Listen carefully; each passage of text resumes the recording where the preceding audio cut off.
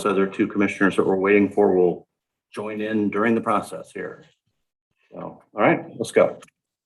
So good afternoon, everyone, and welcome. Thank you for coming today, especially to the candidates. I'm going to open this joint special meeting of Benton, Marion, Polk.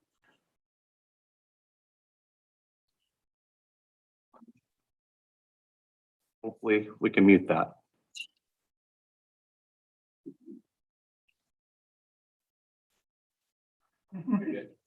What we needed. It sounds just like you. It sounds just like you. Okay. So anyway, Benton, Marion, Polk, and Yamhill County Boards of Commissioners. So this meeting is the time and place designated by the Secretary of State for filling the vacancy in Oregon House District 23. I am Polk County Commissioner Craig Pope, and I have been designated the chair for this function. And I'd like to start us out today by calling for the Pledge of Allegiance. Please join me. Pledge of allegiance to the flag of the United States of America and to the republic which stands one nation under God, indivisible, with liberty and justice for all.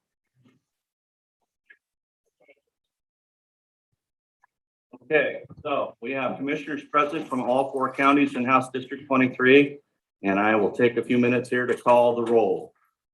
Benton County Commissioner Zan Argero. Hopefully she'll join us. Benton County Commissioner Pat Malone. Here. Benton County Commissioner Nancy Weiss. Here. Marion County Commissioner Colm Willis. Do we know for sure he's not going to join? Anyone? Yeah, he's on vacation. Okay. Marion County Commissioner Danielle Bethel. Here. There you go. Marion County Chair Kevin Cameron. Here. I think that's still right. Yeah. I didn't change my name. Thank you. Polk County Commissioner Mike Ainsworth. Here. Polk County Commissioner Lyle Mordhorst. Here. Yamhill County Commissioner Mary Starrett. Here. Yamhill County Commissioner Casey Kula. Yamhill County Commissioner Lindsay Bershauer. Present. Thank you. So before we discuss the procedures here today, I'd like to welcome the 5 nominees chosen by the Republican Party PCPs to fill the seat in House District 23 as an interim. And they are Mike Neerman, John Swanson, Jim Bunn, Mickey Garris, and Anna Scharf. I will now outline the procedures for today's meeting that were highlighted on the approved agenda provided to commissioners prior to this meeting. Each nominee shall have an opportunity to make a 3-minute opening statement. The nominees will be called on one at a time to do so in alphabetical order: Bunn, Garris, Neerman, Scharf, Swanson. Once opening statements are completed, we will move to the question and answer portion of the meeting. For continuity and clarity in this mixed meeting process, it has been agreed that I will ask the questions on behalf of the committee. Each nominee will have 2 minutes to answer each question. We will vary the order of the candidates' answers with each question, so each one of you will answer first. A question. This is not a public hearing, so no testimony will be received during or after the Q&A portion. I want to ask that the audience not respond in any way to statements made by participants in this function during these proceedings. We have only 2 hours to complete this task, and we need to maintain order to achieve that. Polk County Administrator Greg Hansen will keep the time for all answers and statements. He will signal you when you are close to your time and will signal when your time is up. After Q&A, we will recess for 5 minutes to reset the room for deliberations. Following that, we will begin deliberations. All commissioners will have a chance to comment during those deliberations. And after the comments are made, I will call for the vote. And those votes will be made in the order that I called commissioners, ending with myself. As provided by the Secretary of State, each Benton County Commissioner will have 3.33 votes. Each Marion County Commissioner will have 2.33 votes. Each Yamhill County Commissioner will have 3.66 votes, and each Polk County Commissioner will have 8 votes. The votes are weighted to reflect the share of voters or electors in the House District living in each county. The votes will be tallied and recorded by Polk County Clerk Val Unger. State law says that a plurality is needed to appoint. So keep that in mind. It's not a majority that's needed, but a plurality. The person who gets the most votes will be appointed. If no one receives a plurality, that is, if 2 or more candidates are tied in votes, then I will call for another vote at that time. We will keep doing this until there is a winner. I may call for additional deliberations if a plurality does not emerge. Are there any questions? Commissioners? Okay. It's now time for opening statements. To our nominees, again, you have 3 minutes for your statement. Please be aware of your time. And Mr. Bunn, you may begin. Thank you, Mr. Chair, Madam Chair, and Commissioners. Why me? I believe that I have the broadest experience, and having served parts of 3 terms in the Oregon Senate, a term in Congress, a career in law enforcement, a small farm and timber owner, and a volunteer, that I have the background to hit the ground running. But I've learned in this time, the key is about relationships and people to people, what's needed, and listening and knowing what's needed. In 1996, when the floods were devastating in this area, I flew to Tillamook with the head of FEMA and met with Tillamook dairy farmers. I came back to the Capitol and I worked on funding for relief for those farmers. I also drove up the canyon, Santiam Canyon, and I looked at a field that I could see the subsoil, the marks in the soil, because the topsoil had been just washed out, and farmers were devastated and needed help. And I listened to the things that they were talking about and made a difference. When we were looking in the Senate at legislation dealing with fencing streams on farms, I invited the Senate Ag Committee out to my small farm to look and see firsthand what it would mean, because they didn't understand. And when you begin to walk around the snake-shaped creek, you understand that it's a little different dynamic than just putting the straight fence. And it was important to get them out on the site to know what was going on. I visited many high schools and a few colleges and talked to the students and tried to answer their concerns, what was important to them, and to give them a better understanding of what their government was about and what it was doing. Now, I've talked to about half of you, so I'll apologize for repeating some of the things that I've said. But in my last 2 years in office, I held 48 town hall meetings. I worked really, really hard to get into every community and every corner of the district and share what we were doing, but more important, listen and find out what the concerns were. Some of you have heard me talk about opening mail, where I went through the effort one morning and I opened every letter and read them. And I was so proud of myself. And I told my staff, it took 2 hours, but I'm going to do this. And they said, that's okay, but that's the first of 4 drops today. And you realize we can't always do the things we want, but the desire, the willingness to listen is absolutely crucial.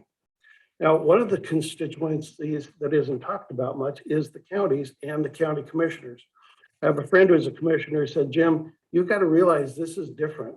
He served in the legislature, I served in the legislature. He said, but this isn't just legislative. We're in a legislative body, but we're also an executive body. And it really is important to have legislators who are going to listen and interact. And I can assure you, unless you close the door, I'll be in your offices, I'll be listening, and I welcome you in mine. I've worked with Commissioner, time's up, I'll stop. Okay. All right. Thanks, Mr. Bunn. Mr. Garris. Hi. Thank you, Chair and Commissioners. Thank you for being here. And I know it's not ideal circumstances for anybody probably, but I appreciate you guys doing this. My name is Mickey and I've been in Oregon my entire life. More importantly, I've been in House District 23 my entire life. My entire adult life, I've worked hard to try to serve my community to the best of my abilities and involved myself in various things, whether it's starting sports programs, serving on Dallas City Council, serving as the council president, serving for the school district budget committee, or serving here on the sheriff's advisory team. I have a couple businesses in town here. I own a small sporting goods store, and then we have a family business that sells safety products. We're one of the biggest wholesale distributors of safety products here on the West Coast. And we've had that business for over 30 years now. So I understand business and industry, and I understand serving the community and what the community needs are. I believe relationships are extremely important, and I do believe that there is an opportunity here for House District 23 to select somebody that's going to work on building those relationships and coming to the Board of Commissioners and working with the local governments and asking what is it your needs are and how can we go to Salem and lobby for you guys and how can we work together to make the community better here in House District 23. I am half Mexican. I have married my wife, Lucia. She is from Guadalajara. And so I have the unique ability to interact and understand the Hispanic community, which is a growing community in our area. And I understand the cultural differences and I understand what their needs are. And I think that is a community that is underrepresented. And I think that I would definitely be able to be a voice and advocate on their behalf. I have a small farm. A few years ago when I left city council, I left because I moved out of the city of Dallas and I could no longer serve on city council. I purchased a farm. It was a lifelong dream of mine to have a farm, and we do grass hay and cows, and I got a radish seed crop on some of my property this year. So I have a unique ability to understand a broad range of things that affect everyday people, whether it's the farming community, whether it's the business community, whether it's working with the schools and understanding what their needs are, working with kids. I'm engaged in a little bit of all of that. I understand it. It personally affects my life. I have a son that goes to Lockrell Middle School. Okay. So anyway, I believe that I'm the right fit for this job because of my ability to build relationships and engage and work with such a broad spectrum of the community here. And I would definitely take it to Salem and lobby on behalf of House District 23. Mr. Neerman. Thank you, Commissioner Pope.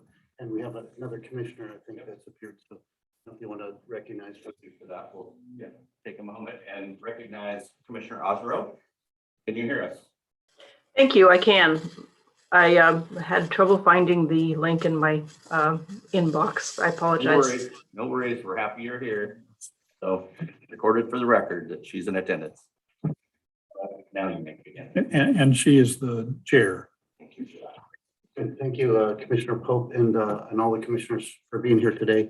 Of course, I know most of you and I've worked with you and I think you know who I am and what my last job was. And I'll just keep this short is if you want someone to go to Salem and bring home the bacon for House District 23 and be in the speaker's office, wheeling and dealing and those kinds of things, I'm maybe not your guy. And I don't have a good track record in doing that.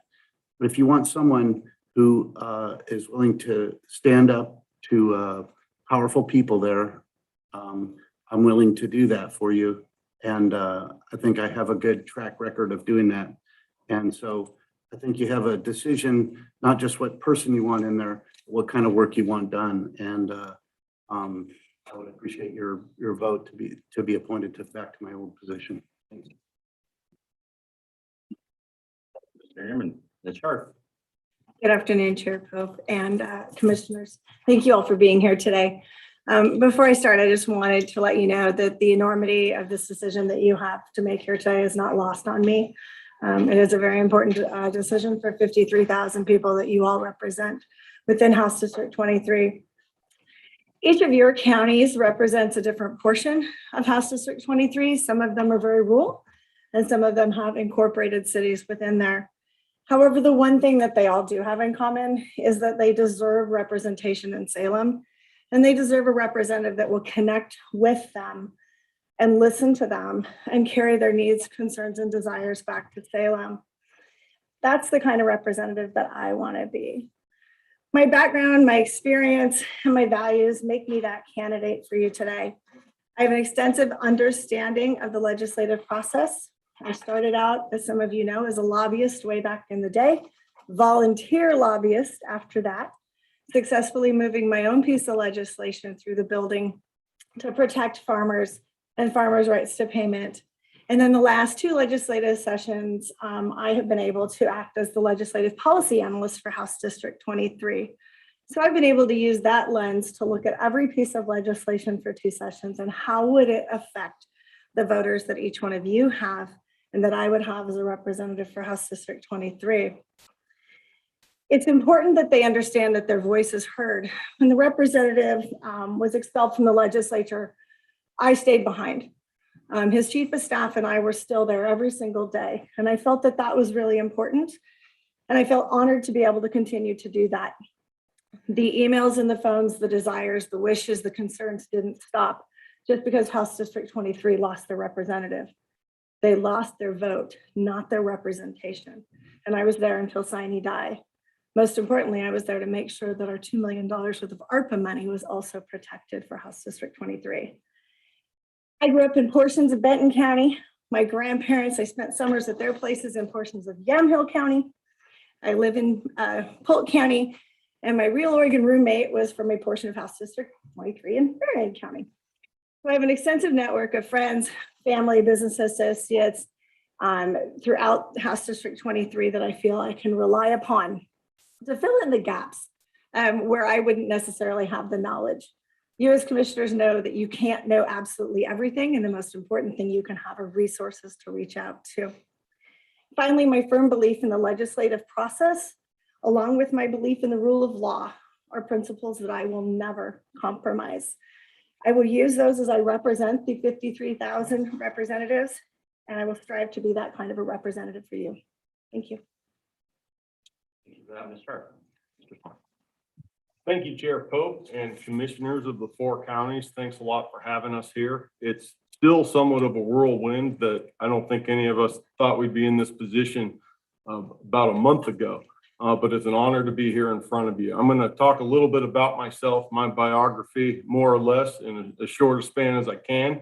I grew up in Southern Oregon.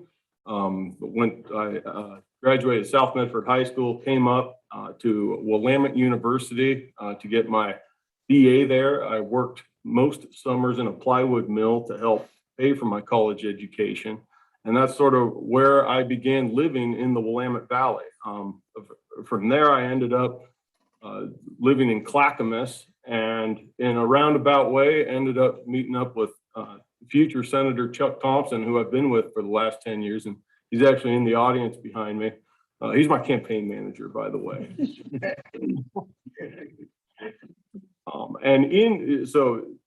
So in that experience, just over the last 10 years, serving a Senate district that is honestly quite diverse. You've got a combination of urban, suburban, rural, and multi-county too, where you have to coordinate between a lot of different entities. You've got different ports, a whole lot of different cities, just different interests across the board, and a lot of collaboration that has to happen with neighboring legislative districts. I think I couldn't have had a better training field than the last 10 years as chief of staff for Senator Chuck Thompson. And then in my personal life, 6 years ago, a little over 6 years ago, I married the love of my life, Kim. We now have a 5-year-old and a 2-year-old. And we 6 years ago bought a house in Polk County. More recently than that, we moved from West Salem to Rickreall, and we have our forever home, and it's exciting. And our oldest one, Jace, is on track to enter kindergarten at St. Anne Christian. And I was thinking about this today, that's actually the perfect route to cover the entire heart of the district, to commute from Rickreall to Adair Village. So I'm pretty excited about that because I know I'll have to be doing a lot of those commutes. I want to touch a little on my view of public service, especially as a Republican, because it is tough. It's tough to go there and be in the minority and get the job done. But I believe if you're smart enough and you work hard enough, you can. And you can actually deliver a lot for your district. And I respect Mike Neerman a lot. Something he said, though, is I don't think it's mutually, I don't think it dichotomizes each other. I think you can maintain a level of respect while also standing on your principles.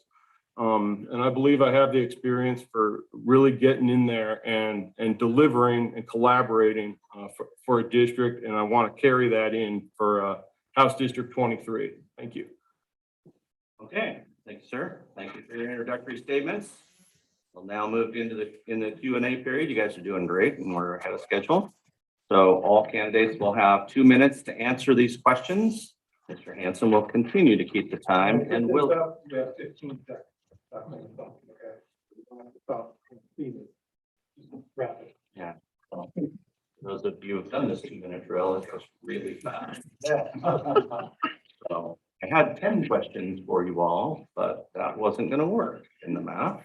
So we're down to 5 questions, 2 minutes each with the transfers. So as I said, each of you are going to get an opportunity to answer one of these questions first. So the first question, we're going to go in the order of Mike, John, Jim, Mickey, and Hannah. And I will call on each of you as we go. And then the next question will start with a different person. Okay, so are we ready, commissioners? Yeah. Everybody still active? We're still hearing? Everything's working?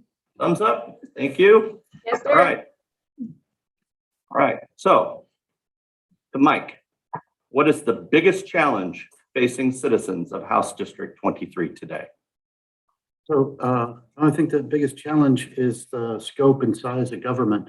So we have government that regulates us too much and taxes us too much and isn't responsive to our needs. And so I think that's the biggest challenge to people in their personal lives and in their business dealings. Okay, thank you. John, you're next. I'll Want answer. me to repeat it? I think I got it. Okay. I think the biggest challenge is common throughout the state, which is an education challenge. I think what we're seeing is direction from ODE that waters down graduation requirements. And we're just seeing a trend where more and more money's no longer the problem after, we can always use more money, of course, but I think after student success, the money is there. And I think there's been a lot of opportunities. Long story short, I think a lot of parents are getting very frustrated with the public school system, and you're starting to see a migration away. You're seeing more parents go to homeschool, private school. I mean, we're an example in my family. It wasn't even really a debate. We just said, we're sending Jace to Sandy Am.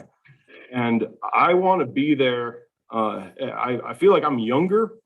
I actually grew up and went through school right on the cusp of this period where, we still had band when I was in elementary school. You still had certain level of extracurriculars. And I think I'm just right on this cusp where people right behind me started to get denied certain programs. And I think I can bring a lot on the education policy front. Now, that's the macro thing that I think a lot of Oregonians, have in common as a need. As far as the next 6 months go, I don't think we're out of funding that can be acquired. I understand there were some ARPA grants. I respect Senator Boquist's decision to use $4 million on rural broadband, which I think is critical and was a huge missing link during COVID. Especially, I think everybody understands that there's a portion in each county that's rural. But I believe I can hit the ground running and help secure funds and do my best to secure funds that are going to be available in the near future. Thank you. Well, I think the biggest single challenge is just getting back to a new normal, dealing with what has happened with the pandemic, whether it's unemployment, restaurants, gyms. There are a lot of people who aren't back to normal and won't be back for a long time. Part of that is rebuilding trust. I think there's a significant problem when the legislature adjourns and 2 days later we remove restrictions. I think we've got to build trust in the process, build trust in our elected officials.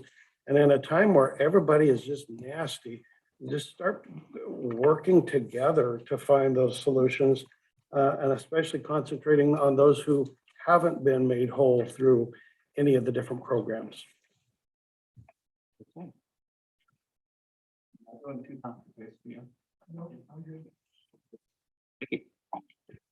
I think education is the number one priority too.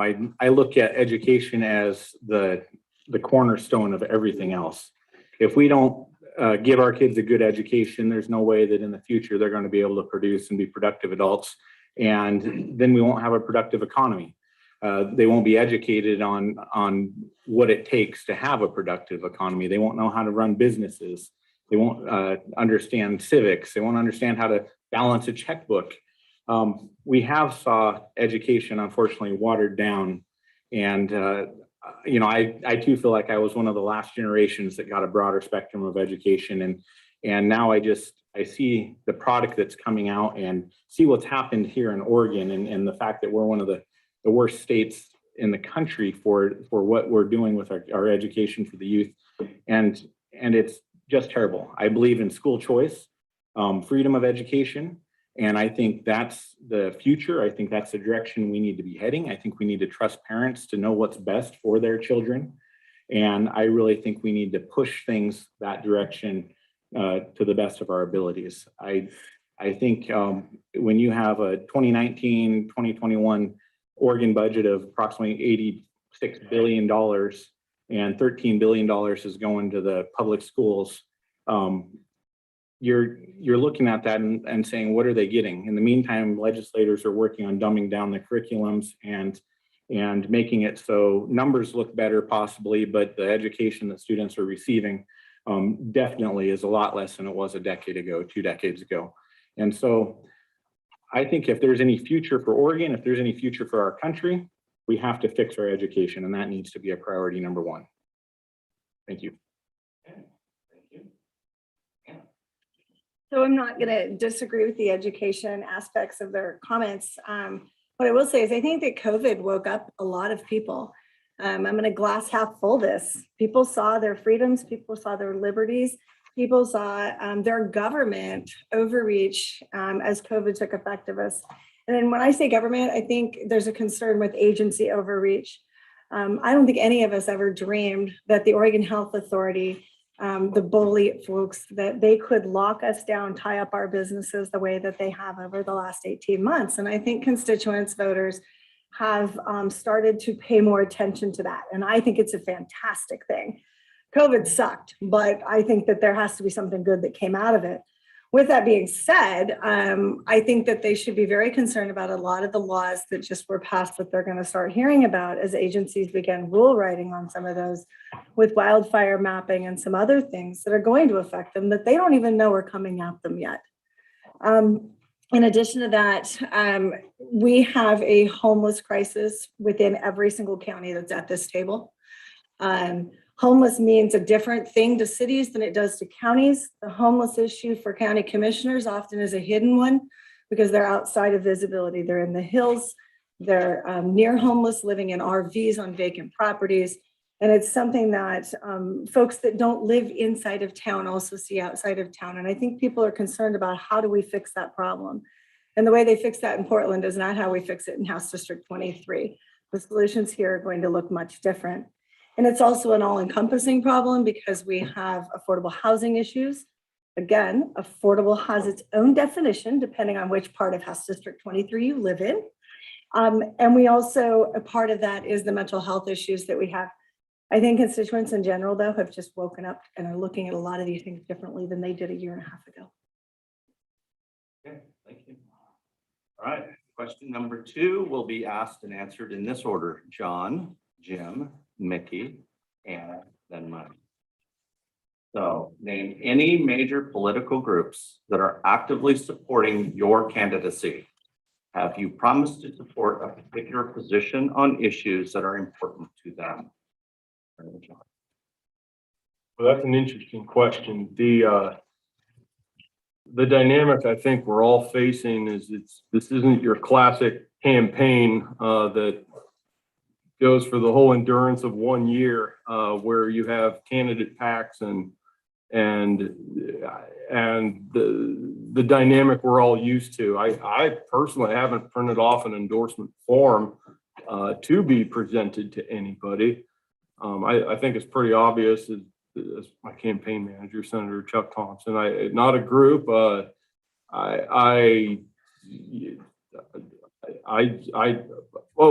Well, one, I am on the Oregon Right to Life PAC board, and they did endorse my candidacy as well as others. And as far as I can tell, that's the only one. And I don't recall any promises, especially against what I already believe. There was a candidate interview, but it just is what it is. So I think that's my answer. The only political group that I'm aware of endorsing is Oregon Right to Life. They endorsed myself, Anna, and John. I did ask for their endorsement and welcome it. But as far as groups, the Republican precinct people were the first group a couple of weeks ago. You're the second group. And so, I'm here. But one thing, I'm glad Commissioner Sterrett is here. I'm glad that Lindsay is here because they keep us honest. They were there and they heard all of our responses at the first meeting, and we can't change those responses to customize it for another group. And I think that that's good. But I'm not beholden to any group, and I am pro-life, and I appreciate their endorsement. I don't have any specific group that has endorsed me. I will say that one of the reasons I prayed about putting my name in the hat and discuss it with my family and friends and some of the commissioners here is I was asked by former Rep. Mike Neerman on June 7th if I would be interested in taking his seat. I have been endorsed by the Polk County Sheriff. I think I'm the only candidate here that's been endorsed by the sheriff. He has seen the work I've done within my community. He saw the work that I did on Dallas City Council and the relationships I was able to build. He knows about my pro-law enforcement stance. Oregon Right to Life, I just like to say, I wish I would like their endorsement.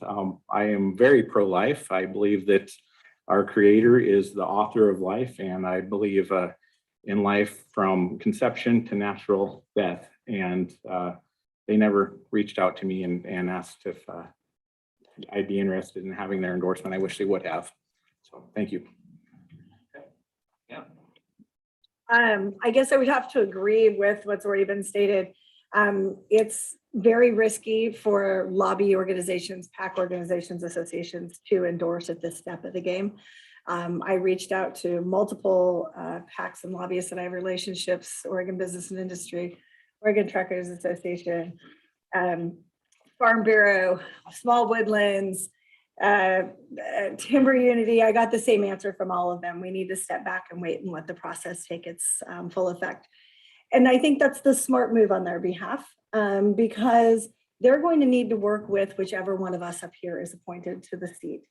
And it's very important to them that they remain with their integrity intact to be able to walk in and look for that assistance and that vote in what their concerns are and their issues that they're pushing. So I respect that greatly. Behind the scenes, I got very positive feedback from all of them.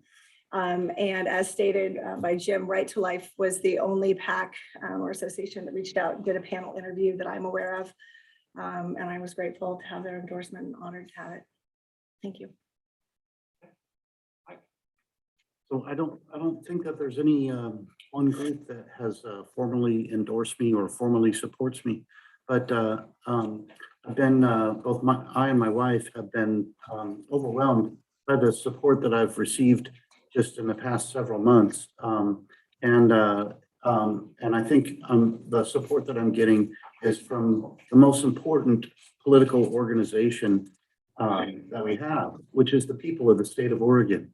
And so, for instance, there's some people here that have some signs, and I don't know if I know most of you. Yeah, so just people are coming out of the woodwork to support me, and I very much appreciate that. And I was on the fence about even whether or not to put my name in to be reappointed to this position, and I got so much support people urging me to do that, that it was very difficult for me to say no. And so, so I don't think I'm indebted to those people in a specific policy way or anything like that. And I will say that during the nomination process with the precinct committee people, I got more votes than anybody else, and I think that in itself says something. Question number 3. We'll start with Jim, then Mickey, then Anna, then Mike, then John. If selected, what process will you follow to solicit input and find answers on legislative issues? And what are the actions you will take to be effective in the minority? Starting with Jim. Well, the first thing is I would set up town halls so that people have an opportunity to sit down one-on-one and ask questions. I think that's key. I would be knocking on your doors, coming in, saying, what are the issues? And I've got the AOC list of priorities from last session, but it's very different for 4 counties compared to 36 counties. I should have written the question better, but I would meet with the Republican leader in the House. I contacted her when I was seeking appointment and let her know I was seeking it. I contacted a friend in the House, a friend in the Senate who gave me some good suggestions, and I would start working with the caucus. I've been in the majority, I've been in the minority. It's a lot more fun to be in the majority, but you know, Tina Kotek can be a little tough to work with. I've worked with her in the past. Rob Nose is somebody that I've known for years, and I could sit down with Rob and start negotiating on something. So I can work with the majority and become an effective part of the minority caucus, fit in and get things done. But you can only get things done if you know what things need to be done for the district, and that starts with listening. Mickey. I think one of my biggest strengths is that I am a good listener. I legitimately hear people and compassionate and understand what their needs are, what their differences are. I'm well aware that when you're elected, as soon as you take the seat, you now represent everybody, not just the people that supported you, not just the people that voted for you, but you now have to represent everybody.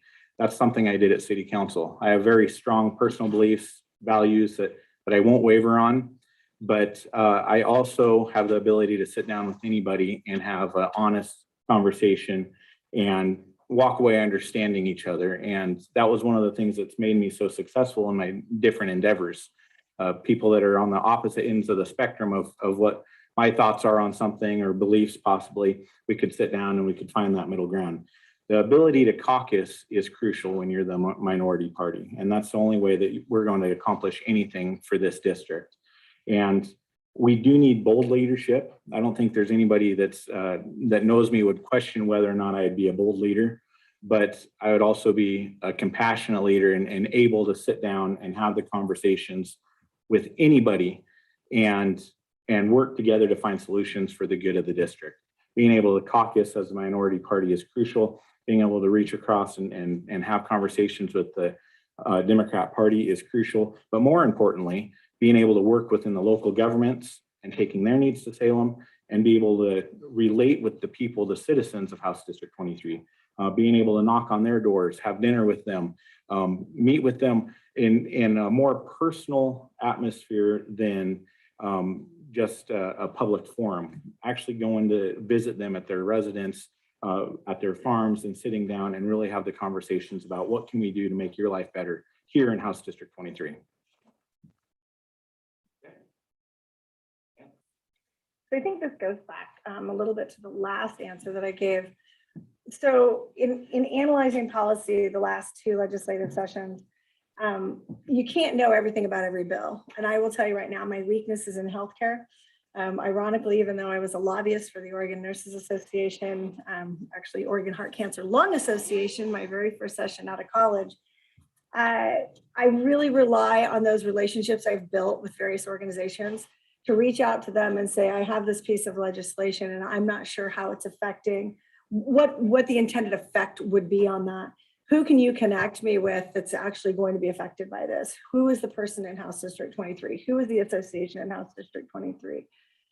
Show me who I can talk to so that I can gather further information on that. I think caucusing is absolutely a must. I was very fortunate and have been really fortunate to build great relationships inside the building with the Republican caucus. Many of them I consider very close friends. And also across the aisle, we've had a couple of very new Democrats come into the building this year.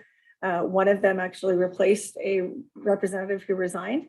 And both of the newer ones are on our floor, on third floor. So it's nice to get to know them and be able to understand their perspectives, because when I told them I was a farmer, they wanted to know if I grew hemp or marijuana. I had to explain to them that there's more to farming than hemp and marijuana. But being able to build that relationship and find those folks that have the answers that you don't necessarily have, I think is super important, as well as being able to work within the building. There's a lot of resources in that building, but if you stay locked in your office, you're not going to get it. Same goes with your constituents. House District 23 is full of 53,000 resources. If you don't reach out to them and you don't connect with them and their local leaders, how are you going to know what their needs are? Thank you. So when I was a state representative, one of the things that was challenging was communicating with constituents. And part of it is the makeup of the district, but the district is kind of a leftover district. It's carved out of all the what's not in the city. So it's not McMinnville and not Newburgh and not Corvallis, not Philomath and not West Salem. It's the rest of the urban or the rural area in between. And Dallas is kind of the biggest city in the district. So I kind of had a challenge with that. One of the ways I solved that, and I kind of evolved into that, is anybody who knows me knows that I just love to sit down and talk politics or talk policy.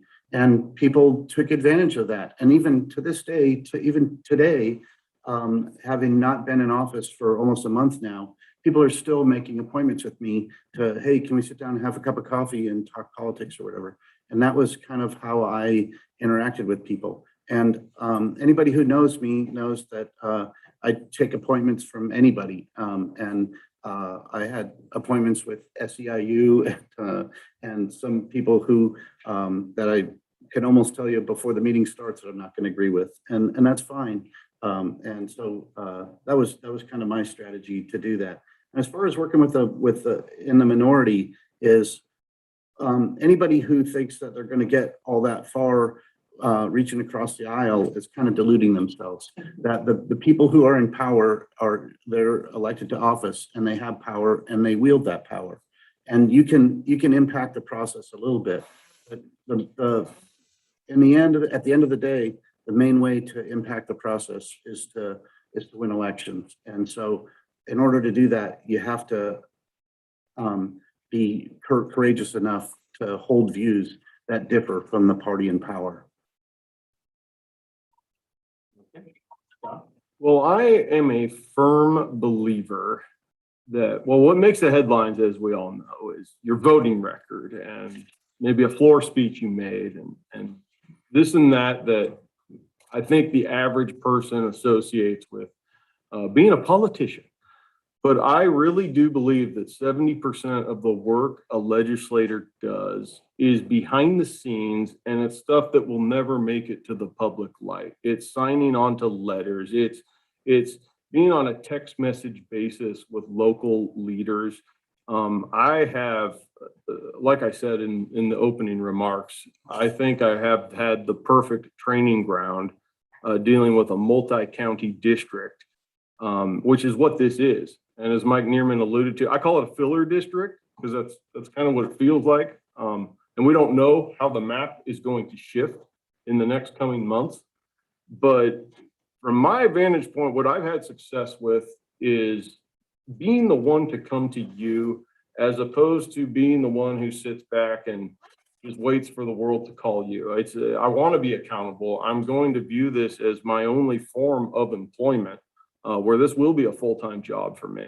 And I think that's what's needed in these times. I think the way the legislature has gone in the last 20 years, I think it's kind of created that demand where it really is a full-time job now. And that's a conversation I've had with my wife. And we've accepted that. And I frankly would be honored to have that opportunity. I'm very keen on constituent relations and solving constituent cases. It's critical, because if you don't do that and you start to face questions like, why am I here? But I really feel like that's the most rewarding. For me, that's the most personally rewarding aspect. It's the behind the scenes stuff. And I know as a state representative, I'll be able to carry that far more than I currently do. Thank you. All right, question number 4.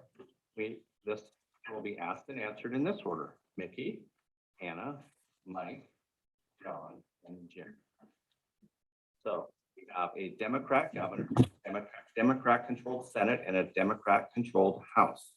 There must be compromise for the minority party to accomplish anything. How do you find the balance between principle and compromise? Mickey? Well, there's some things that you should never compromise. There's some certain principles that you should never compromise.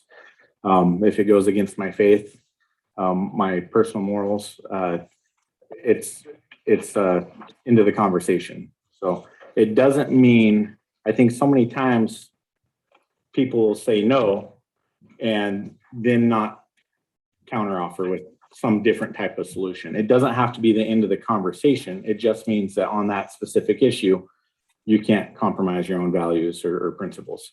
So I think you have to be willing to think outside of the box and willing to have a broader conversation and show whoever it is you're in this conversation with that there are other ways. There are ways that we can still work together. There are ways that both sides can be walk away and feel victorious, so to speak.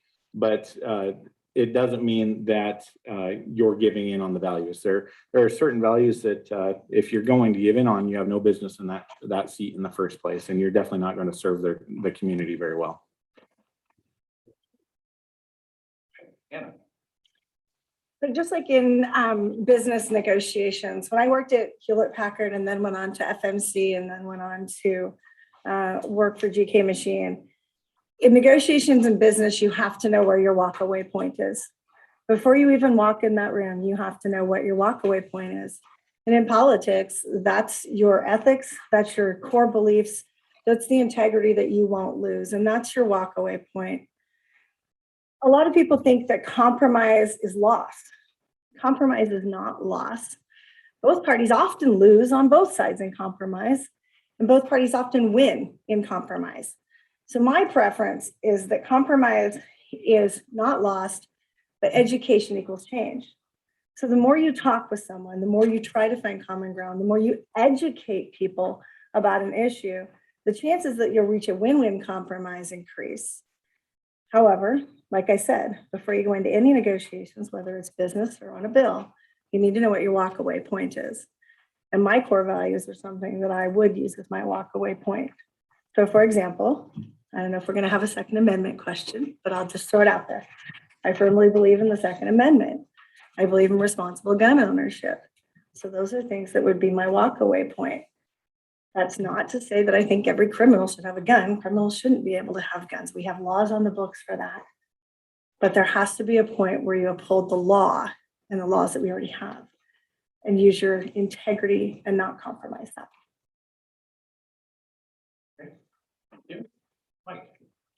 So I think anybody who knows me knows that I fall farther on the principle side than the compromise side. But saying that, I have in every session that I served, I always had more yes votes than I had no votes. And that's because you look for what's good and what's necessary, and you do what needs to be done on that.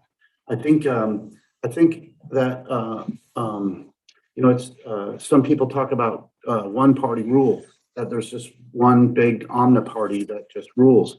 And I think an example of that was I think it was during the first short session of the 2020 session, the first special session that we had. And they had, it was 10 or 12 police reform bills. And every one of them had a whereas clause on it that said Black Lives Matter. And it was capital B, capital L, capital M. And I just I said to them, I said, I'm sorry, if you're gonna put an advertisement for a Marxist terrorist organization on there, I'm not gonna support that bill. If you take that off of the bill, I'll look at what you have behind the bill there. And so that's the kind of interaction that I think we need to have when the other party is out of line. When the other party does things that are good and sensible, and they do all the time. Like I said, I vote yes more than half the time in the legislature. I did. But it's standing up to them when they don't. And I was disappointed that in the entire Republican delegation, that there was only 2 people who voted no on all of the Black Lives Matter bills. And that was really disappointing to me.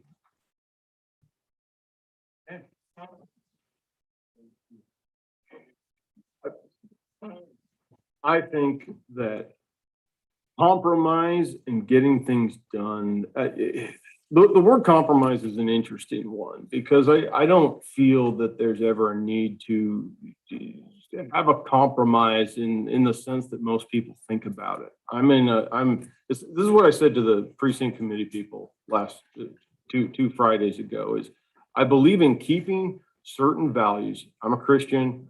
I believe in the Second Amendment. I'm pro-life. There are Bill of Rights type values that exist that you don't take to the bargaining table with you. You keep it there in a box. You don't bring it to the bargaining table. But bargains do happen. It's part of politics. You want a state representative who goes in there and works with all members and figures out an optimal solution and improves the district. You want that. That's absolutely true. But the need to compromise, I think what matters more is that you're respected, and you can achieve respect without that. I think as long as you're civil with your colleagues, you maintain a level of respect, you maintain friendships, I think you can overcome a lot of the ideological disagreements that take place.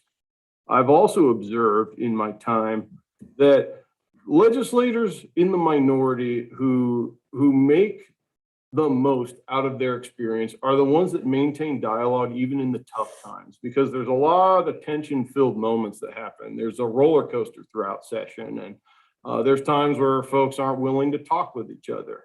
And I think the most successful ones are the ones willing to do that. Thanks. Well, without compromise, you can't get anything done. If it comes to compromise on unborn life, I'm not there. I believe that's an absolute issue. And we probably have 3,000 bills, 1,000 come before the body, and maybe 1 deals with that. But regardless, I'm not going to compromise on that one if it comes before us. But there's so many other things. Shirley Gold served in the Senate with me, and she had a bill I didn't like, and it was fairly complicated. And I turned to her and I said, Shirley, I'm going to ask you these 5 questions. And when she got up, I asked the questions and she said, and I want to thank the senator from McMinnville at that time, that was my address, for the courtesy. It wasn't because we were going to agree on the bill, but it was because the process was a little easier because she knew what was coming her way. I served on the business committee with Jim Hill. Jim was chair of the committee. Toward the end of the session, I said the landscape contractors need a bill. They can't put their sprinkler systems in because of the restrictions on the backflow device. I said, Jim, you've worked with me all session. Of course, I'll do this. And we were able, I'm sure he checked with the unions to make sure it was okay first, but we were able to move through a bill that did make a difference for landscape contractors in the district. It's about compromise and it's about courtesy. Okay. Thank you. All right, last question number 5, last organized question at least. So we'll start with Anna, then Mike, then John, then Jim, and finish with Mickey. Agriculture and forestry are primary industries in House District 23. What strategies do you support to continue protection and promotion of Oregon's natural resource industries? So this is not healthcare, and so it is in my wheelhouse. I'm kind of grateful. Natural resources and agriculture have been under attack in the legislature for a long time. And a lot of folks think, well, that's just having to do with timber. That's just having to do with pesticides. It's really not, because farming and forestry are small business operators. So small business legislation that negatively impacts those folks is also something that concerns me. It's not just, oh, they're going to pass a chlorpyrifos bill, which I have to run home and ask my husband what that even means sometimes. But it's all encompassing in a lot of those things. I think being able, with my network that I have in the natural resource industry, to be able to reach out to those folks when it comes to what is chlorpyrifos, or how will this animal rights bill, or how will this timber tax change? Several of those proposed this last legislative session. Had to reach out to a few folks to understand what did that really mean. That's where my strengths are, is in natural resources. House District 23 has a whole lot of farming and a whole lot of timber in it. And some of it we can't touch. And I think that's going to be a hot topic coming up in the next legislative session. It's protecting small business owners. If nothing, at the end of the day, that's probably the most important thing. Whether that's the log truck drivers, whether that's the equipment dealers that are selling equipment to farmers, it's the fertilizer companies, which are not small businesses, but guess what they employ? They employ constituents within the district. Or whether that's my neighbor who's a farmer, or my neighbor down the road who's a teacher, but she teaches school kids in a farming community. Natural resources has a lot of different meanings and a lot of different areas to look out to protect. Thank you. So these are two industries that are similar. And I think one thing about both of these is there's a lot of people in the legislature are Portland Democrats, and they think that radishes come from Safeway, and they think 2x4s come from Home Depot. And I think that the track record of success on these issues has been through, I think, just through grassroots education efforts. I think that's one of the reasons why Timber Unity was so successful and kind of built a paradigm that got latched onto by agriculture and other natural resource extraction kind of industries there. I think the big thing is is education and messaging, those kinds of things. That's where the needle gets moved on those. And so I think feeding and watering those kind of activities is the most important way to move the needle on those. John? Well, ag is definitely the backbone of the district. There's no denying that. I feel like I've been standing up for ag for a long time. And it's amazing some of the cases. It's not just the bills. I mean, geez, looking back, I remember it was 8 or 9 years ago, ODOT was using, it opened up a can of something, and it specifically said on the instructions, do not use within, I don't know, 500 feet, 500 yards of pear trees. Well, sure enough, they did, and it decimated a lot of pear crops. And it turned into basically a class action settlement that we had to come in and help monitor. It's amazing the issues that pop up. I see a constant clash, within agriculture. You've got, if you've got a grass seed farm right next to a vineyard, you're going to see a little bit of a difference in culture and the timing of harvest and spray schedules. And in my experience, a lot of times you let the farms and the sectors kind of duke it out amongst themselves and then come to you. Sometimes that's the right strategy. There's all kinds of cases that pop up, but by and large, I mean, I'm always going to be a friend of ag. I mean, count me in. I mean, I think we're in a bit of an ag renaissance. I believe you're going to see, this is what I'm hoping. I'm hoping just on the education front, as we see more children growing up and going to trade school and hopefully just a little bit more investment in, things like 4-H and I think we're going to see a lot more of the workforce turn toward ag, and we have to do everything to just foster that and make it even more robust for our district's economy. Okay. Yeah. Well, as you see, the livestock auction is replaced by Lowe's and the tractor dealership is replaced by something else. There's quite a change in our communities, but fortunately, we still are ag and timber based. And having grown up on a small farm, having a small farm where I can teach my kids to drive the tractor and understand agriculture is important. And I think that's the first thing. When Don Schellenberg was a lobbyist for the Farm Bureau, he could come in and Don and I could talk because we both understood agriculture. When you're talking about the width of a disc on the highway, somebody from Portland probably doesn't get it unless they followed him for a while. But I think that's the first. Yesterday I met with a timber guy who came through and talked to me about thinning some of my trees and said, take the small ones and 15 years from now, and those perspectives I think are extremely helpful. Water resources. Bob Kintai and I think, were the only two farmers serving in the Senate. When water resources came in and talked about springs and seepages, we actually knew what they were talking about and what the threats were when they were trying to go too far. Involved in FFA, I wish more kids were in FFA and 4-H, and I think that that's absolutely crucial. And cap and trade, I had Luke and Courtney Bellinger came to me and they had a unique idea on, instead of replacing all these tractors or skidders, why don't we refit them with a PEF system so that they meet the new criteria?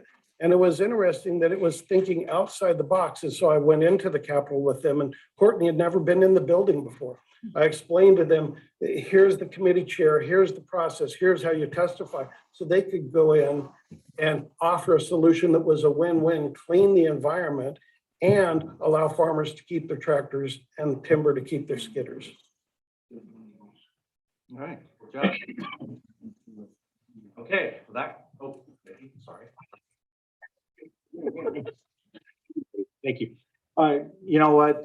Ag is so important in my life. Growing up on a small farm, growing up doing 4-H, and now being able to share that with my kids. Today, I just filled out some of the final paperwork for the fair entrance is for the kids' hogs that they're raising. One of the things that those industries do for this state and for this country, in my opinion, those families that are directly involved in ag and timber and they're truly the backbone of American values. They're the families that uphold American values and will fight to protect our values and our rights. And they're what keeps this country going. I think one of the best ways to protect our natural resources is to give more control back to the private sectors. Capitalism and the free market is a brilliant thing. And I think the private sectors do a better job of taking care of the lands than the government does. And I think you'll see more lands flourishing. There will be a more abundant supply just because it's important to those people that are managing it because it is their life. It's something that we really need to look at the government and decide what is your real role and why are you involving yourself into areas that you probably shouldn't be involved in. So I think privatizing things is definitely a good way to start. And then just remembering that this district does have such an abundance of natural resources, and there are so many different aspects of it. Nobody can be an expert on any one thing, but being willing to sit down and talk with the people that are the experts and figure out what do we need to do in this district to help you in your specific industry, and then take that to Salem. Thank you. Thank you. All right. So that concludes our questions and answers. We are ahead of schedule significantly.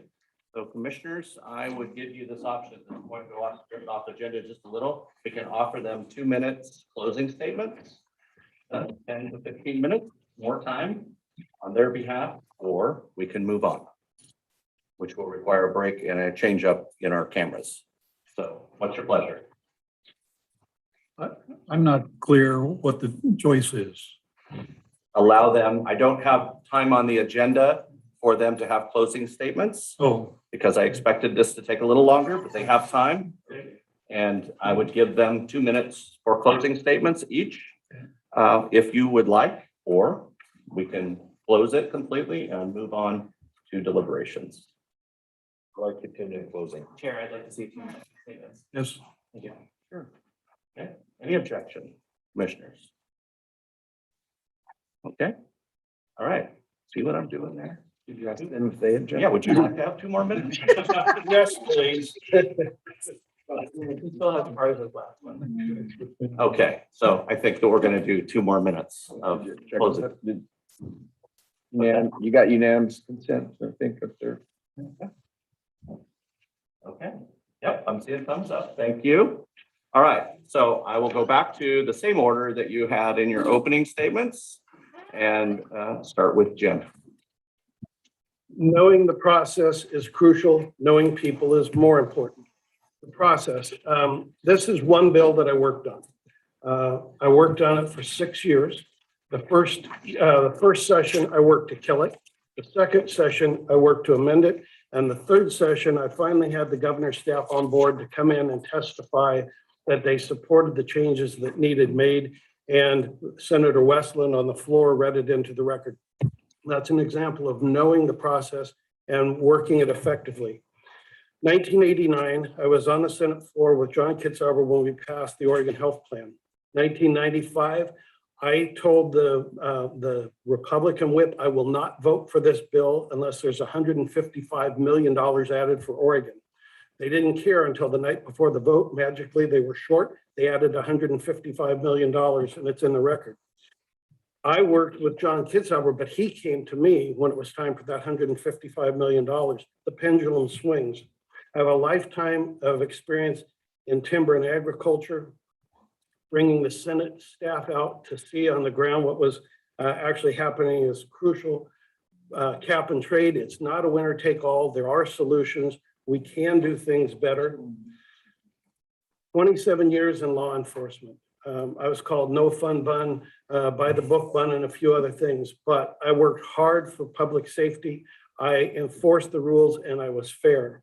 I served on the Senate Judiciary Committee, a member of the Oregon Criminal Justice Council. In dealing with people, I was on the Oregon Hunger Task Force. I was on YCAP Board of Directors.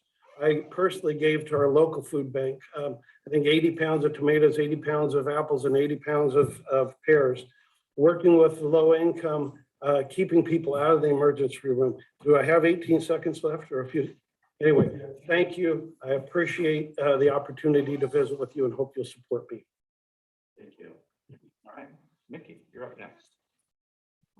One of the things I'd like to say, going back to protecting our Bill of Rights, all our rights are crucial, but in regards to the Second Amendment, I have lobbied on behalf of our citizens in House District 23 here in Polk County. I was successful in organizing and getting a resolution passed to uphold the Second Amendment. And when I was on Dallas City Council, I also did something similar and got a resolution passed upholding the Second Amendment. When legislation was being worked on in Salem and threatening our rights and jeopardizing what people can and can't do with their firearms, I was on the front line and I was fighting for those people's rights, and we're successful here in our communities.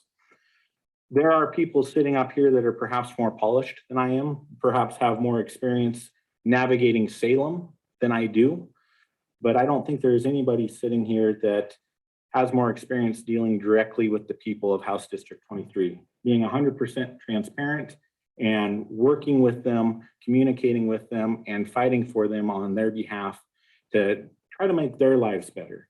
I think oftentimes we send people to Salem, and when they get there, they start looking at Oregon as a whole and forget that they're really there to represent their own district. And I think people look at things upside down sometimes. We need to start working with our local governments. We need to start working with the people in House District 23 and then take that to Salem. We don't need to start in Salem and then come back to the local governments and the people in House District 23 and tell them how things are going to be. That's not what a representative is there to do.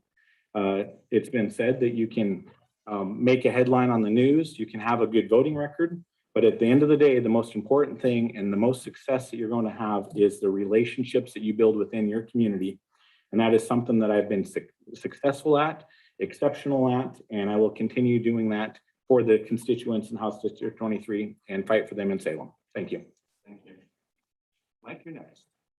So, thank you. So, I'll talk a little bit about this process. I kind of, not all that happy with, this process, and that's not the fault of anyone in the room, because I know this process is outlined in the Constitution, the Oregon Constitution and the statute. But, it's really unfortunate, this process, because, it favors a certain type of person. And I think that that's been reflected in the conversation here about, where there's been kind of a theme in the room of, what are you going to do for local government kind of thing or whatever. And so I think it favors those kinds of people. That's unfortunate, because then you've I think most state representatives were not originally elected to their posts. They were appointed through this process. And you fill up Salem with people who are very much in tune to the what their local government wants, and not what the people want, and not in touch with the people. And I think that's been a theme of my tenure in Salem, was that I was in touch with the people. I always made a point to go to local events. I was just in Independence at Independence Days, sitting there in the 90-degree heat and talking politics with the peeps, whatever. And that's what I do. And so it's unfortunate that we have this process here, which I think doesn't favor people like me. And so that's what you're going to get, is you're going to get someone who is going to get the senior center in your town repainted. And it's unfortunate. I think there's bigger things to do for state government. And anyway, that's what this process will deliver. Thanks. Yeah. So again, for those virtually and those that are here in the room, I want to thank you all again for your time today. This is a challenging process, and it's not one that I'm sure you thought you'd be sitting here doing 6, 8, 9 months ago. House District 23 deserves a representative that's effective on a broad basis, a representative that can work with the caucus, a representative that's willing to walk out and talk to people in the community and elected officials at the local level in the communities, and bring those voices back to Salem for them. Some people think that lobbyists are swamp dwellers because of what they do, but they serve a place in Salem just like elected officials do. All folks, all constituents in House District 23 can't be in Salem every single day watching every single bill. It would be completely impossible to do. But that's why they have good elected officials or appointed officials. That's why they join organizations, whether that's AARP or the National Rifle Association or their local farm bureau. They join those because that's a way to get their voice heard. I want to be their voice as their next representative. My broad involvement within Polk County, within Benton County growing up, sitting on the 4-H Board of Trustees, sitting on the Fair Board, sitting on Farm Bureau, sitting on a school board, which is the most thankless job you can ever have as an elected official, but also one of the most rewarding that you can ever have, has given me the resources as a jumping in point for this. My experience as a lobbyist and my experience as a legislative policy analyst have given me a jumping in point. I'm not perfect. There's a lot of learning to do. And people in that building that have been there for several terms will tell you they're also still learning, but they're awesome mentors, and being able to watch what they've done and be successful at outreach and engagement in their districts gives me hope. Thank you. John, you're Right. you're bringing us home. I'm the closer. Well, thank you, everybody, again, for being here. Just to reiterate what I said in opening remarks, none of us thought we'd be here a month ago. And I do want to touch on that subject kind of towards the end, but just to reiterate, I feel like a lot of who I am, I'm happy with what I've put on the record here today. I am a people first individual who loves to communicate. I want to be collaborative with everybody here, with our constituents, with special districts, with cities. I will I intend to be a constant voice who's always available to receive a text message. One thing I'd like to do right off the get-go is send a JPEG of my signature and a letterhead. Not so you can just forge documents with my name, but just so cities and counties can get the jump on submitting a letter to a state agency, of which I can just say, yep, approved.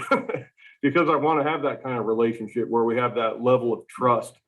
And so I do want to finish off by just kind of talking a little bit about why we're here. I don't think we need to dwell on it, but you know, I respect Mike Neerman a lot. I try to avoid the conversation of what and speak more about why when it comes to the event as to why we're here. The Capitol closure certainly influenced how people behaved, how people voted. And I would argue that although we learned a few good things like being able to communicate online, I think it opened up some tools. I do believe, and I want to see a return to opening that Capitol, being able to shake people's hands, being able to look people in the eye. And frankly, I don't want to ever see the Capitol closed again. I don't think Oregon was better off because of it. Thank you. All right, this is the point at which we would take a break. I want to make certain that if commissioners have questions specifically to the process before we take a break, we have to do this with cameras. So if there's any pre-deliberation questions, now's the time. So as far as deliberations, does that include, basically what that means is there will be a statement, discussion, nominations? How does that work in terms of when deliberations? I'm sorry to interrupt, but I can't hardly hear you. Is it just my microphone or Lindsay? Okay, are you guys having issues as well? Sorry, I don't have a mic. That might, Thank you. that might be, do I have to push this to talk? Okay, anyway, that's why, because I don't have a mic. Well, I was just asking the chair about the process for deliberations and what form that takes. So given the short amount of time that we had to get this done in, I can't what? Can you not hear me either? She's leaning Oh, in. that's good. That's rare. Can you hear me better now? Thank you. So given the short amount of time that we had, wow, you don't need to double up on me. My intentions were to call on each county, starting with Benton County. So doing counties alphabetically and giving each commissioner in those counties, as I call on them, the opportunity to weigh in with a statement and weigh in with a nomination at that point if they choose to. We'll get through all of the commissioners, and then if somebody hasn't made a nomination or a statement about a candidate, then we'll go back through it again and come up with those statements. So I would encourage you during this deliberation to make your statement and put your nominee on the record in that process. So does that help? Yes, thank you. Everybody, thumbs up? Got that? Okay. Thanks for asking, Chair. Just to clarify, Mr. Chair, when you say put your nominee, that would be actually your vote. Yes, you're right. Thank you. Okay.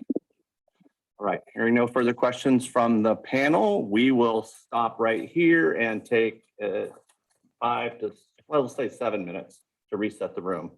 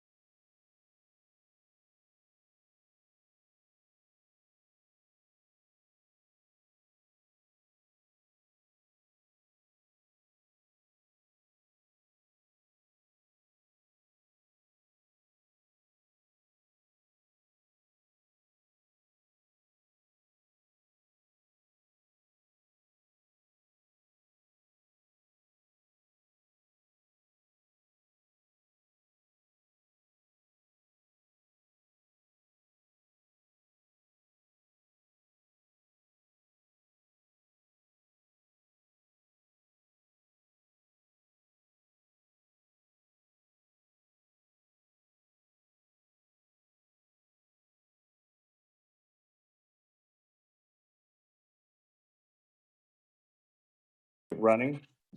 Back on the record. Okay, so next up now, we're going to go to deliberations. And again, I'd like to go over how this process would work. The order of deliberations and comments will be as introduced at the beginning, and I will speak last as the chair. The statements and nominations will be made in alphabetical order of county and ending with me. Please keep your statements brief and offer your selection if you would, please. And if you choose not to do that, commissioners, at this point, we'll come back around and let you make your nomination, if it's, especially for those of you who are up front in this deliberation process.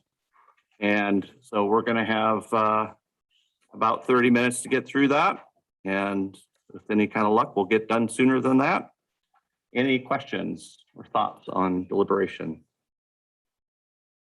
We have to push this to talk. Nope, it's live right now. Okay. Yep. So, hearing no objections or concerns, we'll start with Benton County Commissioner Zan Argiro. Thank you, Commissioner Pope, and thank you to all of the nominees for this position for the representative of House District 23. I have to start out by acknowledging that the Benton portion of House District 23 is probably its most liberal and progressive component. And so our voters are a real mix of folks. And I believe strongly that government is the way we make decisions together to improve all of our lives. That's why we have clean air, clean water, roads, schools. And that's also the way that we ensure equal access for all people. I also believe that we need to work towards common ground and that that's not a dirty word. I know compromise is an essential portion of politics. So I strongly appreciated the statements from Jim Bunn, Anna Sharp, and John Swanson in this regard. I also believe we need to have voices of younger Oregonians at the table. And so at this point for me, the choice is a choice between John Swanson and Anna Sharp as we move forward. And I'm not ready to just put one name forward. I really would like to get a sense of the commissioners across the 4 counties that are being represented by this particular position. Okay, so I think that's fine. We can come back around for a final tally. Does that conclude your statements? Yes, I am finished. Thank you. Okay, thank you. Benton County Commissioner Pat Malone. Thank you. I appreciate all 5 candidates stepping forward and going through this wonderful process. And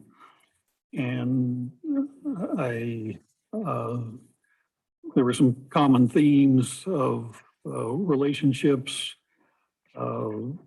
engaging community members that I think is critical to the process, no matter if you're in the majority or minority, the job is the same.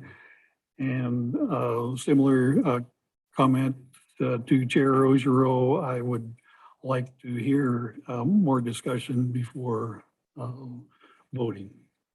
So thank you. All right. Benton County Commissioner Nancy Weiss.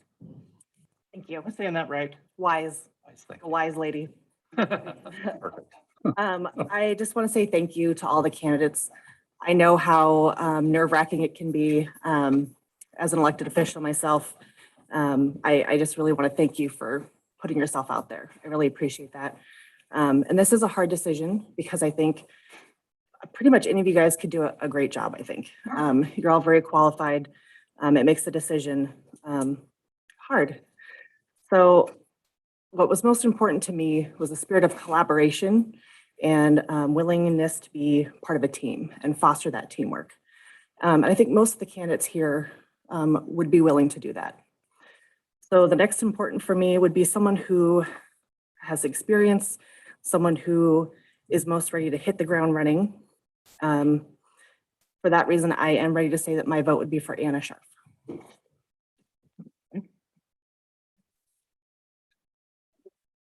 Commissioner Willis is not with us, so I'm going to go to the next one. I've lost my Papers around.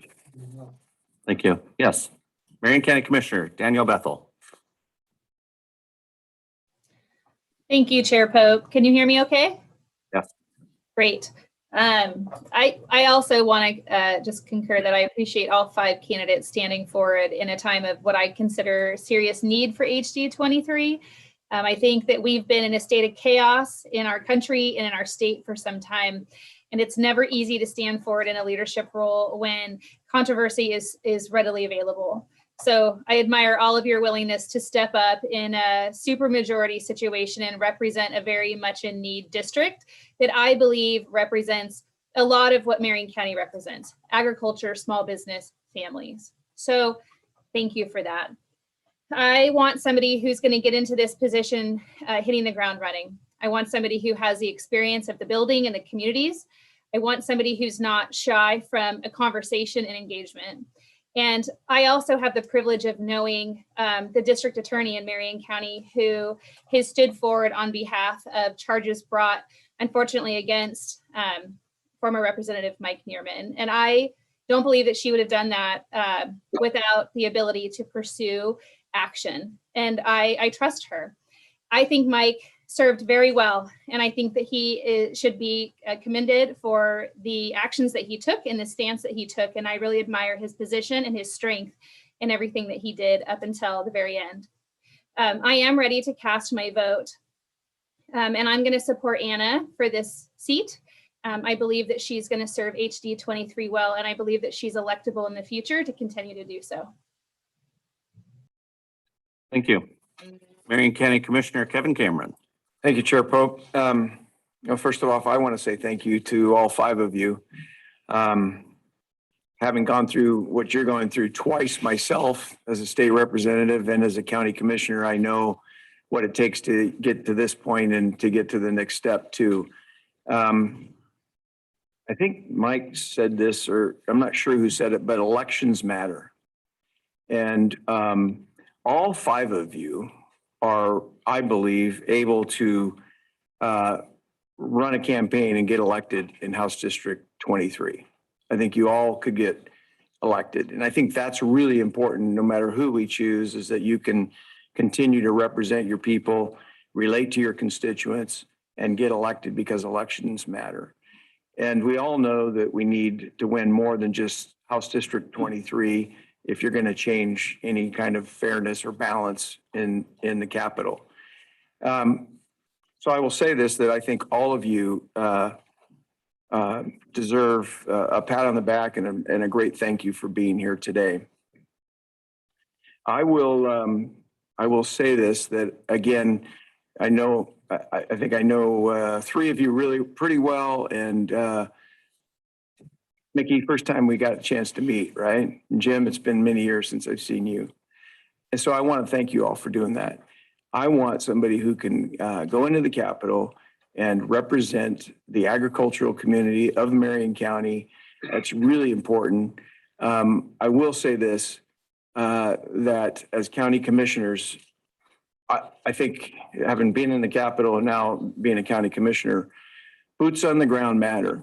And when you have 1,700 employees out there in Marion County, I don't know how many employees are represented here that are actually delivering the services to the constituents that they need. I think that's really important, that we have a relationship with our state representatives. When we have issues, that we can call you, or even when you have issues, you can call us and talk to us about what those issues are. So with that, I know that the open lines of communications. With that, I'm going to also cast my vote for Anna. Okay, thank you. Polk County Commissioner Mike Ainsworth. Well, I will follow up what Kevin said with regards to all of you. You guys did a wonderful job. These are tough questions. Okay. I think Mike said he was happy with the process of what's going on, or he wasn't happy with it. And I'm not happy with the process that we're going through, because I don't believe that you should be here, Mike. Okay, that's my personal opinion. Your constituents outnumbered you 59-1, and yet the PCPs put you in here. I think that's a slap in the face of the legislature. Okay. That's my 2 cents worth. any one of the other four would do a wonderful job. And I've talked to all of you except for Mickey, but I know Mickey. And it's a difficult vote here because I think you would all do a wonderful job. And I hadn't made my mind up until today, after I heard everyone speak.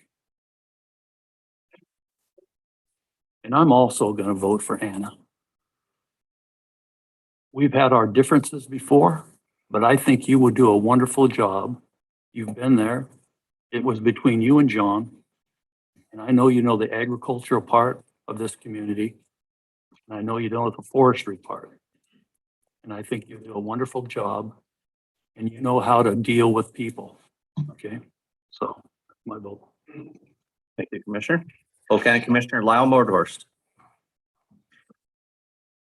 So today, I just made my mind up today also. I've got to talk to all of you and sat down and talk personally to some of you. And all of you have your strengths, but the number one thing is connections, relationships, and the solid footing. We know you all have that. But for Polk County, agriculture is our number one key, our economic driver. So it makes our communities what they are. So with that being said, Anna, my vote. Thank you. Okay, thank you. Yamhill County Commissioner Mary Starrett. Thank you, Mr. Chair. Well, I want to thank all those who have applied for this, an excellent pool of candidates, and thank you for taking the time to step up for this. A couple of things I was looking at in terms of the process. One of the things that we are not here to do is to pass judgment on a process that, or an incident that is way above our scope and the scope of this committee. And that was a process that was short-circuited when the House of Representatives decided to take the voice away from the people. We heard a lot about relationships. Relationships with the people are the most important and the most critical part of any representative's work in the legislature.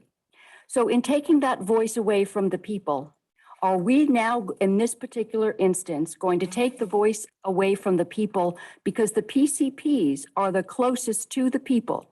And the PCPs at the nominating convention chose Mike Neerman as the number one, and not by a few votes, by almost 700 votes.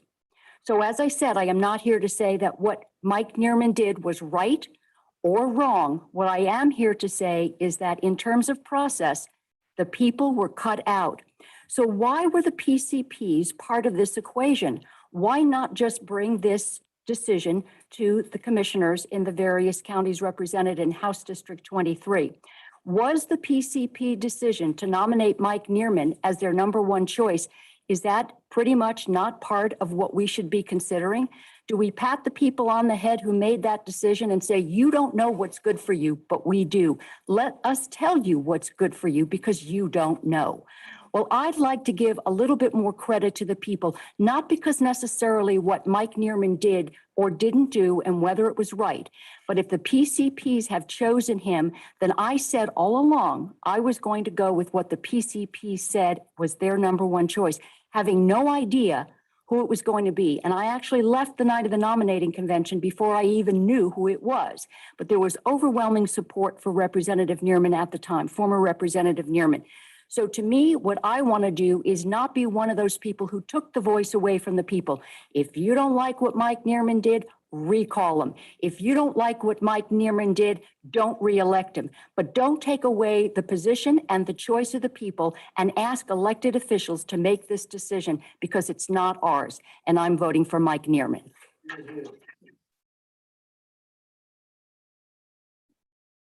Thank you. Yamhill County Commissioner Casey Kula. Thank you, Chair. First of all, thank you, all of you. Some of you reached out to me. Some of you I talked with. Some of you I know already. But I also, going along with what Commissioner Chair Starrett said, so many people reached out to us. I'd say it's the most comments I've ever received via email. To put a point on it, I went through and I sorted. Just since we're talking about, well, the discussion is now about what do the people say in the community. The the number one email was do not appoint Neerman. And there were 104 people, 804 people who emailed that particular statement to me. Now there were other ones. John Swanson got a lot yesterday. I just want to note a lot of emails. But there were some was very heavily weighted in that direction. I must say that full disclosure, I am a resident of House District 23, just like obviously all of you, but not everybody here is. And I feel a particular personal connection to this district and its representative going forward into the future. I really appreciated the questions that were asked that Commissioner Pope and Chair Pope put us together. One thing that I really appreciated especially was the discussion of the compromise versus values. And I felt like some people answered that much more honestly about how there really is a tension there. There really is. It's not just about making decisions and building relationships. There really is tension between how we hold on to our values and how we make decisions as a group. So I don't envy that of you. I've always said that I don't want to be in the position of being in the legislature, unlike some people here, who've been, but so thank you for taking that on and being willing to. I really appreciate it. One of the things that was not touched on, a topic that is hopefully you realize is that at least in the Yamhill County section of House District 23, there are a lot of water needs. The water needs are municipal and they're agricultural and they're rural residential and they're urgent and they're costly. And if we don't have somebody in the state, in the legislature who can urgently and quickly address those issues and get money for water systems or figure out the ways to change it so that we don't need the money, there are whole communities who are at risk of losing their water, which, as you know, there is a saying that water is life. So I just want to put that out there that the thing I want to see is our legislator dealing with water issues. That said, the person that I think is most capable of doing that right away, that I have the most confidence in to step forward and deal with water issues in a way that works for everybody. So I'm a farmer, but I have different ideas about farming than some other people here. And I'm going to embrace that. And I'm going to actually just cast my vote for Anna, because I feel like the water issues are some of the most important right now. Okay, thank you, Chair. Thank you. Yamhill County Commissioner Lindsay Burschauer. Thank you, Chair Pope and colleagues, commissioners.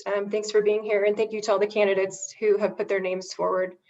I have prepared a statement because I feel like there's a lot of emotion around this decision and there's a lot of different issues at play.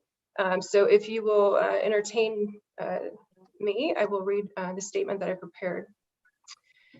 I have supported Mike Neerman in the past and appreciate his dedication to conservative values. He thrives when he is able to empower Oregonians to be directly involved in their government, whether it be ballot measures, analyzing campaign data, or training folks to be better candidates at all levels.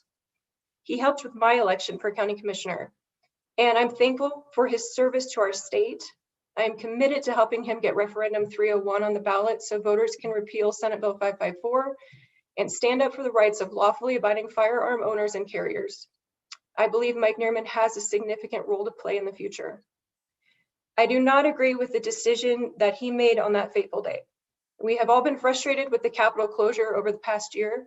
Citizens were shut out of the process, and even as commissioners, it was difficult to navigate tracking the bills or providing testimony. On several occasions, my testimony was deleted from the online archive only days after providing it. I watched Democratic legislators prioritize the testimony of lobbyists and friendly groups over opposition and cut off access before testimony was complete. To be blunt, this last legislative session was a sham, devoid of fair and direct public input, and Oregonians should hold House Speaker Tina Kotek and Senate President Peter Courtney responsible for rigging the process. Taxes on small businesses, ridiculous firearms restrictions, and damaging natural resource policies all passed, and Oregonians were kept in the dark. I agree with John Swanson on this. I hope I never see another legislative session like this again. I made it a priority to attend the House District 23 PCP nominating meeting. I wanted to listen and feel the emotion and frustration of the PCPs in that room. I know that emotion very well. Mike Neerman received the most votes that night and is #1 on the list for appointment. The emails that have followed have been immense.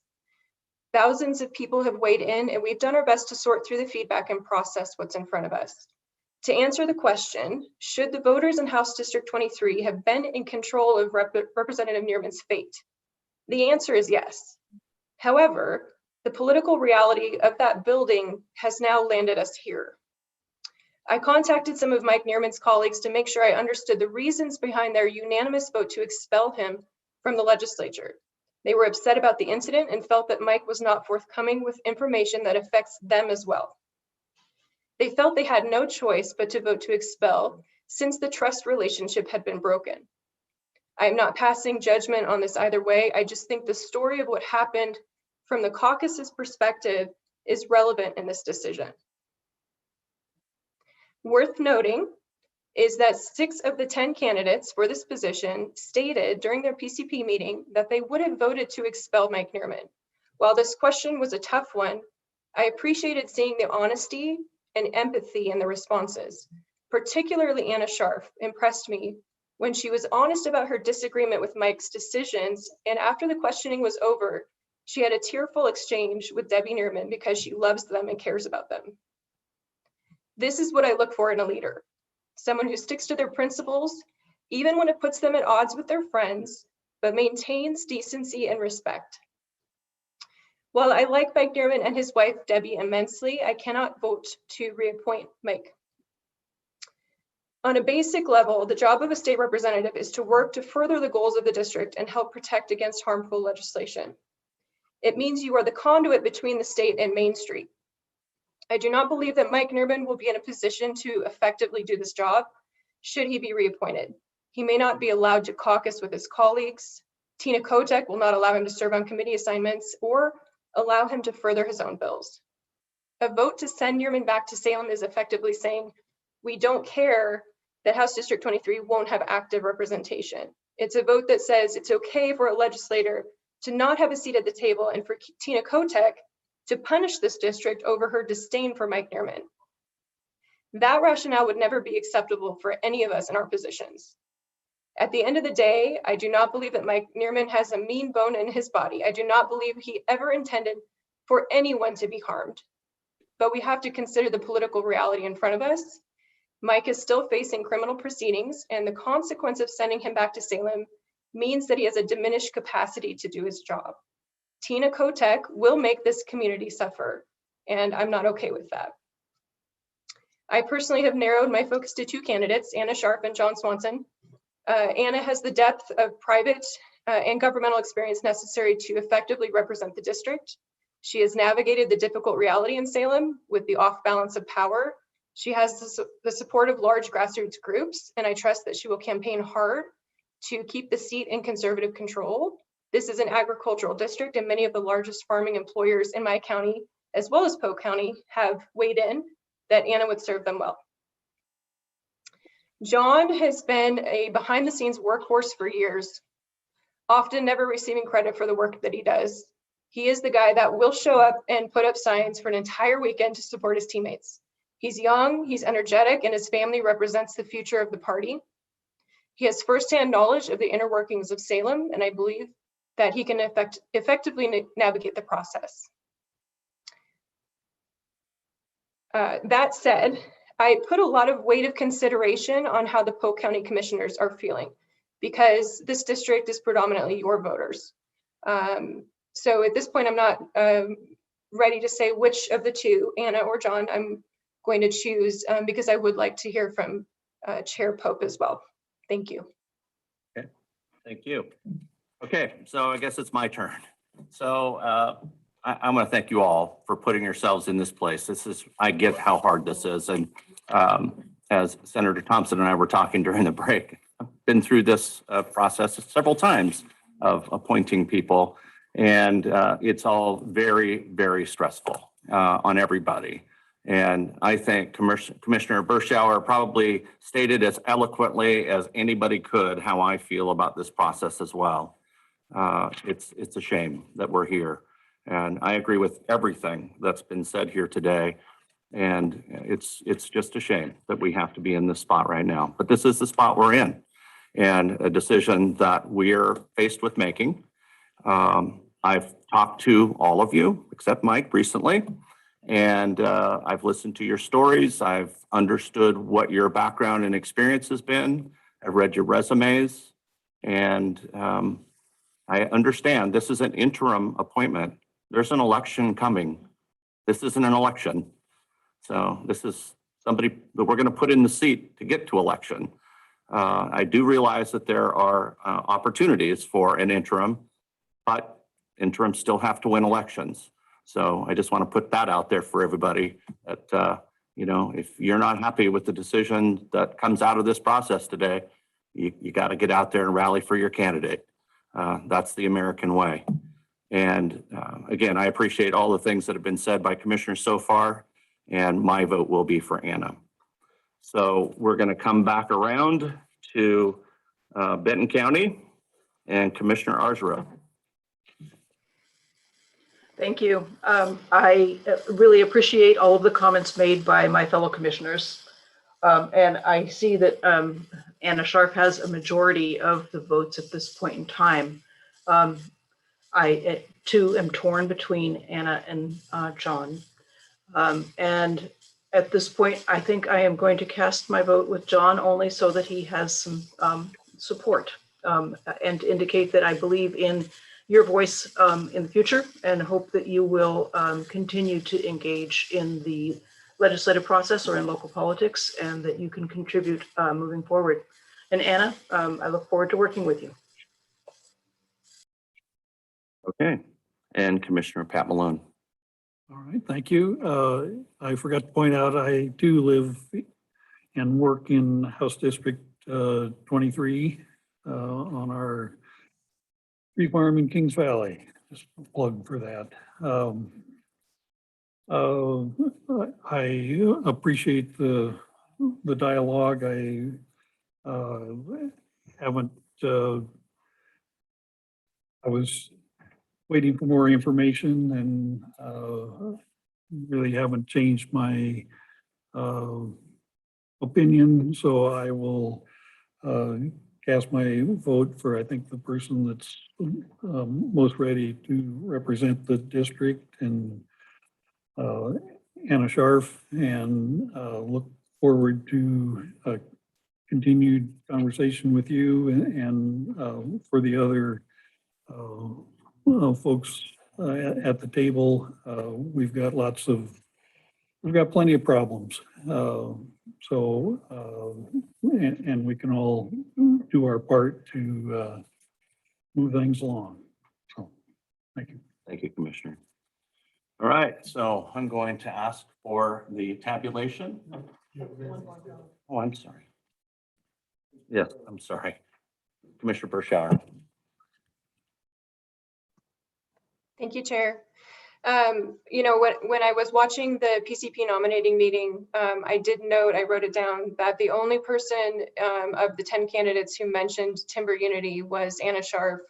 And I was very impressed with that, because if you don't understand how timber unity came about and you don't understand why, it mirrors the frustration that a lot of these PCPs were feeling. And I think that for me, that sort of sealed the deal in terms of her grasp of the understanding of not only how to get the job done inside of the building, but also the pressure points that are needed outside of the building. So I will be officially casting my vote for Anna Scharf. Thank you, Commissioner. Did I get through everybody? Yeah. Thank you. All right, so this is the point at which we will ask for the tally. I think it's fairly apparent the plurality, but technically I want to make certain that I hear what the count is. So there were a total of 9 votes cast for Anna Scharf, for a total of 42.64 on the weighted vote. 1 vote for Mike Neerman at 3.66, and 1 vote for John Swanson at 3.33. You? Right, there is no other process that needs to take place here for that decision to be final. There are documents that need to be signed by each commissioner, and I would please pray that you would indulge us and get your signature so we don't have to come find you on that document so that we can turn that into the Secretary of State. How are we gonna get theirs? We're gonna go find them. Hopefully you all can help me. We know where they are. Thank you. Yeah, thank you, Chair. With that, we are adjourned.